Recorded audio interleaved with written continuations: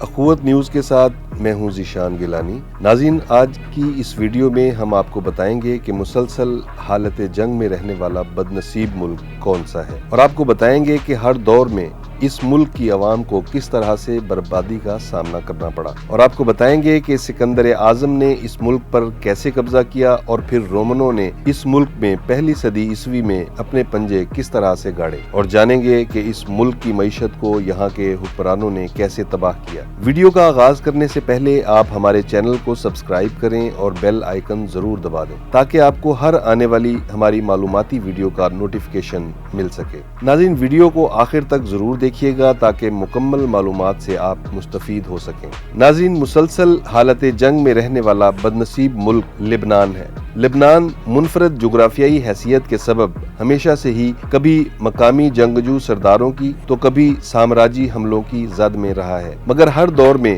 عوام کو اسی طرح بربادی کا سامنا کرنا پڑا۔ اگر لبنان کا مختصر سا تاریخی جائزہ لیا جائے تو ہمیں معلوم ہوگا کہ صدیوں سے یہ علاقہ مختلف سامراجی طاقتوں کے مابین جکڑا رہا ہے۔ سب سے پہلے اس علاقے میں ایران کی اشمن سلطنت کے دور میں قبضہ ہوا، جس کے بعد اس پر سکندر اعظم نے قبضہ کیا، اور پھر رومنوں نے یہاں پہلی صدی عیسوی میں اپنے پنجے گاڑے۔ اس کے بعد عرب خلافت تک یہاں وہی قابض رہے۔ عیسائیت کے آغاز میں یہاں کے قریبی علاقے گلیلی کے ذریعے یہ مذہب پہنچا، پھر اسلامی خلافت کے آغاز پر عرب حکمرانوں کے ذریعے یہاں اسلام پہنچا۔ عہد وسطی میں صلیبی جنگوں کے دوران لبنان پر عیسائی قابض رہے۔ بعد میں صلاح الدین ایوبی نے 1190 میں یروشلم سے عیسائیوں کے قبضے کو ختم کروایا، لیکن 13ویں صدی تک شام اور لبنان کے علاقوں پر عیسائیوں کا قبضہ رہا۔ فرانس کے لبنان پر قبضے سے پہلے تک لبنان عثمانیوں کے ہاتھوں میں رہا۔ اس کے بعد فرانسیسی سامراج نے لبنان کو مقامی جنگجو سرداروں کے درمیان نہایت متوازن انداز میں تقسیم کیا۔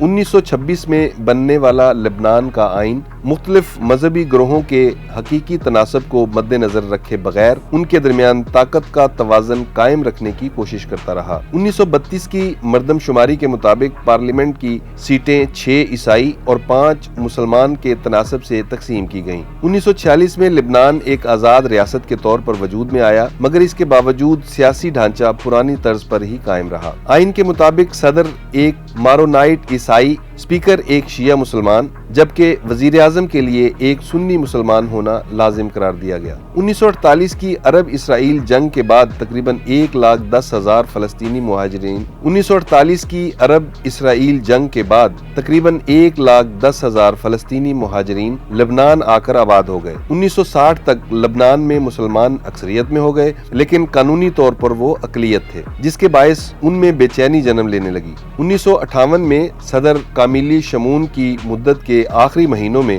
جمال عبد الناصر کی حمایت میں ایک تحریک ابھری، ساتھ ہی 5,000 امریکی ماہرین بیروت میں بھیج دیے گئے تاکہ سامراج کی حمایتی حکومت کی مدد کی جا سکے، جس کے بعد سابق جنرل فواد شہاب کی حکومت مسلط کر دی گئی۔ 1967 کی عرب اسرائیل جنگ کے نتیجے میں مزید فلسطینی مہاجرین لبنان میں آباد ہوئے۔ 1970 میں اردن میں سیاہ ستمبر کے بعد لبنان میں ہزاروں فلسطینی مسلح اور منظم ہونا شروع ہو گئے۔ انہوں نے جنوبی لبنان میں اپنے اڈے بنائے جہاں سے وہ اسرائیل کے اندر حملے کرتے تھے۔ اس کے بعد 1975 میں خانہ جنگی شروع ہوئی، لیکن پھر سامراجیوں کے تسلط میں مختلف مذہبی فرقوں میں صلح کروائی گئی، اور 1992 کے بعد جو آئین بنوایا گیا اس میں اس مذہبی تفریق کو نہ صرف قائم رکھا گیا بلکہ اس کو آئینی اور قانونی تحفظ بھی فراہم کیا گیا۔ آج بھی لبنان میں موجود اہم سیاسی پارٹیوں کی بنیاد مذہبی فرقہ واریت پر مبنی ہے، جو سماج میں مسلسل انتشار پھیلانے کا باعث بنتی رہتی ہے،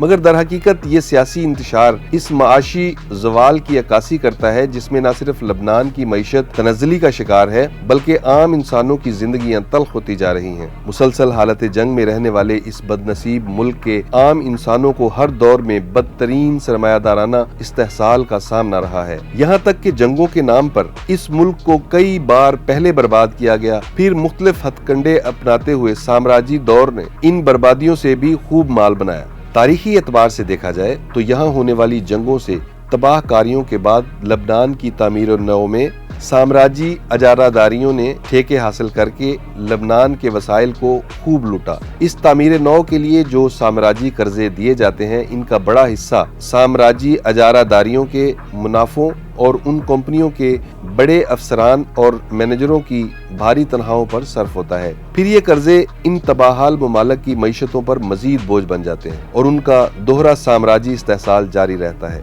रफीक हरीरी समेत माजी के हुक्मरानों ने साम्राज्यी दलाली का किरदार अदा किया और सौदेबाजी से अरबों डॉलर कमाते रहे, मगर लबनान की मईशत वेंटिलेटर पर पड़ी सिसकती रही। खाना जंगी के बाद से लेकर आज तक हुक्मरान जमातों ने साम्राज्यी इदारों की गमाश्तगी करते हुए लबनान की मईशत को बर्बाद किया है। आज तक मुल्क की मईशत को कर्जों के दम पर ही चलाया जा रहा है। सबसे ज्यादा कर्जे देने वाले ममालिक में सऊदी अरब और फ्रांस पेश रहे, जो लबनान पर पिछले अरसे में मुसलसल न्यू लिबरल यानी जारहाना सरमायादाराना पॉलिसियां अपनाने का दबाव डालते रहे। रफीक हरीरी के कत्ल के बाद लबनान की माशी सूरत हाल बद से बदतर होती चली गई। 2004 में लबनान की शरह तरक्की जो 6% थी, वो 2005 में गिरकर 1% रह गई। कुछ सालों में मईशत में आर्जी इस्तेहकाम भी देखा गया, मगर जुग्राफियाई तौर पर इसके एक तरफ शाम और दूसरी तरफ इसराइल होने की वजह से ये मुल्क मुसलसल अदम इस्तेहकाम में ही रहा। और 2011 से